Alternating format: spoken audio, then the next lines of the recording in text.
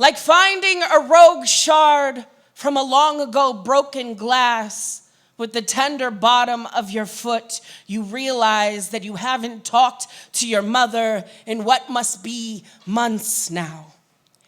And you can only manage to feel sort of bad about not noticing sooner, but still, you reach out, you make the attempt, and 3 weeks go by with no response. There is this standoff of silence now, her armed to the teeth with self-righteousness and guilt trips, and you with only self-preservation and her voice in your head. A moat of passive aggression widening between you that one of you must cross, that you know you will cross. Before you dive in, you fill your lungs with all the ways that this is your fault. Did you not hide the dislike of the ill-fitting Christmas gifts well enough? Was Christmas the last time you spoke? Or is this your fault the same way everything is, has always been, will always be your fault?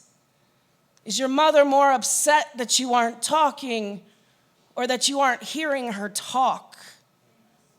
Should you call this time rather than text?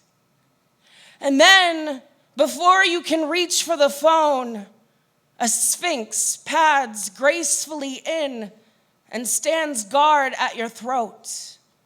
A massive, regal feline with the face of June Cleaver and a hint of your therapist's kind eyes.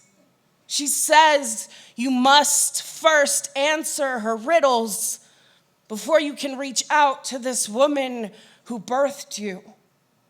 1, if a daughter stops looking for her mother's approval, does it matter if it was never there? 2, if a mother disowns her own mother and a daughter then disowns her, is this a grudge or a genetic trait?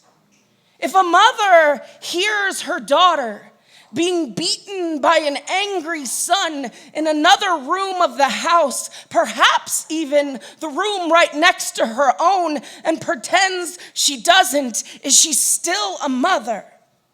3A, if this angry son moves 6 states away and never speaks to the mother again, is that some sick and righteous karma, or is that an inheritance? 3B, if the beaten daughter waits 15 years to ask for an apology and still does not receive one, and still instead receives fault, and only then begins to pull away, is she holding a grudge, or is the grudge holding her like her mother should have?